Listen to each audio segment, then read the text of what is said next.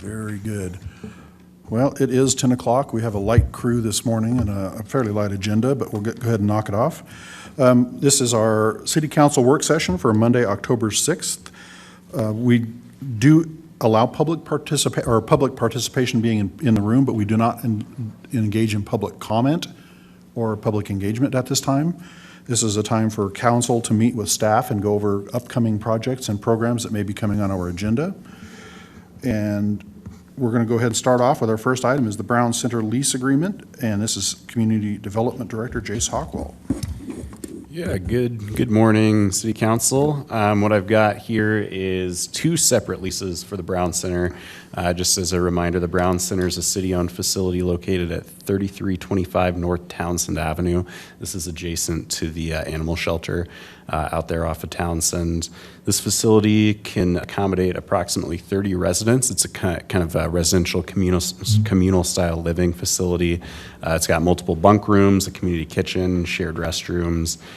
In 2018, Tuxedo Corn began leasing the facility from the city, primarily to provide dormitory-style housing for seasonal agricultural workers, specifically under the H-2A temporary ag visa program. That still happens today, but their lease was the entirety of the year for Tuxedo Corn, but they really only occupied the building for about 5 to 6 months, and that was primarily through the growing season, so May through October. Recognizing the need for an unhoused evening or night shelter for the colder months, Lighthouse, who is the second lease within this kind of discussion, they reached an agreement with both Tuxedo Corn and the city several years ago to sublease that property for 6 months. Again, November through April was that time frame through those colder months. So again, this isn't a new lease or sublease necessarily. That they've been in place for a number of years. The original lease is coming to expiration, and with that, city staff consulted with both Tuxedo and Lighthouse with the possibility of actually separating those out into two separate lease agreements. So it kind of created a very much separation between the organizations themselves. We felt it would be cleaner, and they agreed overall. So this kind of clears up any separation. It makes very clear utilities and who pays for those, and basically the organizations will pay for those on those 6 month parameters. And so, yeah, no real major changes about the lease structure here. Both organizations will maintain the site, pay for utilities, as I indicated. One thing I do want to mention, really specific to Lighthouse, is the pet policy. So in this lease that you'll see, there is no issue with any pets per the lease. So we're not really dictating whether pets can or cannot be allowed. This is something that we've talked with Lighthouse on. They're working through a pet policy now and have some protocol in place. So should they want to accommodate pets over this upcoming season, they could with the right protocols in place. So we didn't want to exclude that. We've heard through the unhoused roundtable discussions, this is a large portion of the unhoused population is those with pets, particularly dogs. And so if they can accommodate it through protocols, I think that's great. That would help get that facility up to capacity, which is, I think, a big priority as I see it from city staff, is to make sure that they're consistently at capacity as we look to explore other potential solutions as well. So that's all I got. Again, nothing too earth-shattering as far as anything new here, but wanted to provide that information and happy to answer any questions. You know, when I was looking over the lease agreements, I think they're both very well written, very well worded. I do like the idea about the pet policy because I think that's one of those that I think is a good clarification, though, that the city is not going to be building or providing any of these structures. That is entirely the responsibility of the lessees. Correct. So that, you know, I want people to understand that we're not going to be responsible for either the building of structures, maintaining or cleaning of structures. That is an entirely separate issue.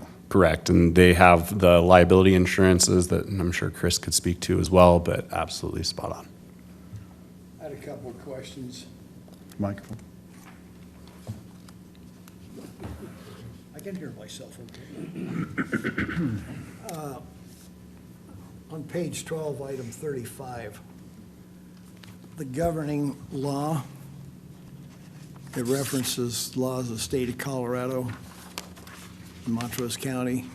Should U.S. government be in that clause? I'm going to defer this to our city attorney.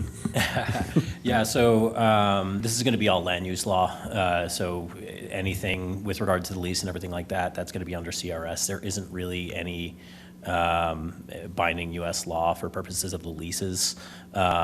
Anything landlord-tenant law, that's all going to be state-specific. Is smoking allowed in that facility? I don't believe so. I'm pretty confident to say it wouldn't be, but I think that I'm happy to talk to Lighthouse. I actually have a meeting with them this week to confirm that. I guess another question I would have, when a Tuxedo has it, are they allowed to sell stuff off the premises? I mean, I don't know that they've ever brought food or vegetable kind of things that are to sell, but The lease is going to be specific as to, it's only for these specific purposes. Anything outside of this specific purpose, i.e. Housing for the migrant workers and, for purposes of Lighthouse, it would be the emergency shelter. Anything outside of that would be a breach of the agreement, and we can act on that. do we ever inspect it during any of these time periods? We do, yeah. So I actually had gone out there with our deputy building official just a couple of weeks ago just to look at the facility. No sign of any sales activity out there. But yeah, we do keep an eye on it to make sure that they are keeping up with maintenance and all other things and try our best to kind of keep a handle on that as best we can. And I'm assuming they don't ever sublease any other parts of that out or anything. They wouldn't be able to sublease without the approval of the city. Okay. That's all I have. I think that's one of the reasons why we're doing these two separate leases, is because the idea of the sublet is a little more convoluted than we want to get into, and it opens the door for a lot of misuse that if they started using the system, which they have not ever done. Mm-hmm. But this makes it really clean and very clear as far as that. Any other questions? All right, moving on to our next item is the Haynes Addition Annexation. Senior Planner Will Reese. Thank you. Good morning, City Council. I have a brief presentation to share if I could steal the screens real quickly here. But this morning obviously serves as the work session for the proposed schedule. We do plan to bring this to the City Council meeting on October 21st for the resolution to set a hearing date. The following day, just the way the calendar works, would be the Planning Commission meeting where we would bring it for their recommendation of zoning, and we are going to suggest December 2nd as that official hearing date and finally wrap things up on January 6th. This is a proposed 0.59 acre site to be annexed, which is located within the city's urban growth boundary, the City of Montrose sewer service area and the water service area. The property is eligible for annexation. Just some background for the purpose of this. This is being done as part of a boundary line adjustment between a property that's in the city and a property that's in the county. We're currently going through a similar case with the J.C. Mitchell addition right now. Just so that there's no issues with jurisdictional problems between, for a property that would be both within the city and the county, we are proposing annexing the property to be transferred so that the entirety of the property would be in city limits. In addition to that, there's a portion of right-of-way that has never been annexed, and we are proposing just annexing that small piece as well. The surrounding area is all zoned R6, and the existing property that already is within city limits is zoned R6, medium density manufactured housing district. Just to match that, the applicant is requesting that R6 zoning as well. That zoning is intended to provide primarily for medium density development of single household attached triplex and fourplex manufactured home dwellings, along with certain other compatible land uses. This is the annexation plat itself.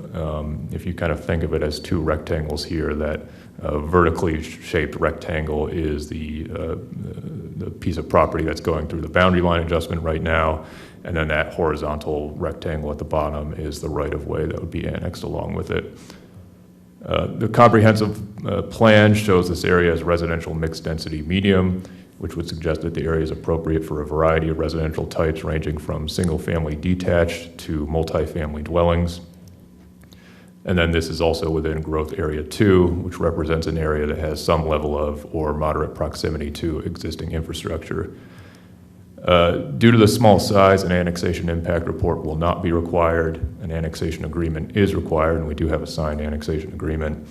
The area is urbanizing, and more than 1/6 of the property is contiguous to existing city limits, and therefore the property is eligible for annexation. And that concludes my presentation, but I'm happy to answer any questions. The only question I had, Will, was that the right-of-way on that little bottom rectangular piece, is that eventually planned to continue to the east? Is it connecting to anything, or is it just right-of-way for access to that property? So right now, it's not connecting to anything. That was dedicated to the city, or partially to the city and partially to the county with a subdivision, I believe, in 2019. That was done so that there would be eventually a future connection of Lincoln Road. So currently there are two portions of Lincoln Road that are completely disconnected. That wouldn't occur until there is development in the area, but just so that right-of-way is secured, that was dedicated back then. Eventually, if and when the area to the east does develop, there would be additional right-of-way dedications that would occur, and finally Lincoln Road could be connected. But right now, it's dedicated right-of-way. There isn't actually a road there, and it probably won't be built for quite a while. Just great future planning, looking to the future. I Correct. like it. Any other questions? All right, thank you. And moving on to item number C, City Council meeting calendar. City Clerk Lisa Del Piccolo. Thank you, Mayor Frank. I'm bringing this forward a little bit earlier than usual because we're also setting the calendar for the 2026 municipal election. So I'll start with work sessions. Those are kind of the easily identifiable items. So it's pretty amazing, but there are only 2 Monday holidays that affect work sessions in 2026, and that is Martin Luther King Jr. Day on January 19th and President's Day on February 16th. Our protocol has been that we would reschedule those work sessions for 10 a.m. on the day of the regular meeting, basically the following day. Excuse me. So if council agrees, we would reschedule the January 19th work session for January 20th and the President's Day, February 16th work session for February 17th. Since neither one of those items requires any kind of vote, all it requires is a head nod from the Just a head council. nod. Just making that clear for the public record so that we're all good. We're all nodding our heads. Okay, thank you. And then as we get into the regular meeting schedule, Election Day is the first Tuesday in April, so it will be April 7th. And in the past, we have either changed the time or changed the date. In 2024, we moved that meeting to Monday because the clerk's office is processing ballots and trying to get the election results out as soon as possible. But whatever council decides, we will certainly make it work. But it would certainly be easier for the clerk's office if we could adjust that 6 o'clock meeting on April 7th. And that will require a council vote. So I was if, going to say, that does require a vote because that's an official meeting notification. yes, so we would put that on a council meeting agenda in the future, but just needed to know the direction of council on that item. And this is for just giving you the direction to present it to council. It only requires kind of the head nod again. Exactly. And I am perfectly comfortable with moving it myself to the Monday before, as is our custom. Okay. And then another thing I wanted to mention is that we traditionally have a candidate information session on the first council meeting in February, so that'll be February 3rd in 2026. And generally, that candidate information session is very conversational in nature, and it's led by city council. So I was looking for some feedback from council if we want to proceed with that format on that day this year, and then, or next year. And then we also draw names for ballot position, and basically our ballot language is set either that night or the next day with the county clerk. Now, in the past, we've done it a couple of different ways. We've done it downstairs in the visitor center. Yes. We've done it up here in chambers. I felt that the visitor center was a little more informal, a little Okay. more comfortable. It seemed a little bit less formal, and we didn't also then have to reset the chamber for our meeting immediately following. Exactly. So I prefer that. I don't know about you gentlemen. I think that's fine. Okay. And Mr. Reed's online. I don't know if he has any input. What, I will go along with the majority. That sounds good. Okay. So And I then, think kind of the head nod toward that is, because last time we had done it, little cheese and crackers and a We little bit of did. snacks and stuff, and that worked really well downstairs, because that gave us the opportunity to just come up immediately afterwards. and we do invite the candidates also and encourage them to attend the council meeting after that. So that works out really well to have it in the same building. So we will plan on Tuesday, February 3rd, before the city council meeting. That sounds excellent. And then the CML conference is also scheduled for June 23rd to 26th, and that does not conflict with the council meeting. So it actually is a fairly easy calendar for next year. Very good. And just kind of for the public notification, and we've already voted on this item, but in December this year is the only meeting in this year, the remainder of this year, that we've rescheduled. And our mid-December city council meeting, we have just canceled, because that is traditionally a very light meeting. And in order for people to be able to travel for holidays and see family, we thought it was more expeditious to just cancel that. That is correct. We have removed both the work session and the regular meeting from the calendar. Any other questions about the calendar? Very good. And moving on to general city council discussion. Gentlemen, you have anything? Mr. Reed, do you have any comments? No, I do not. Thank you. All right, I just wanted to mention that this weekend, there were a number of great community activities. One of the things that we talk about is Montrose being a great cultural center, and we're developing that great community engagement portion through our great community development teams.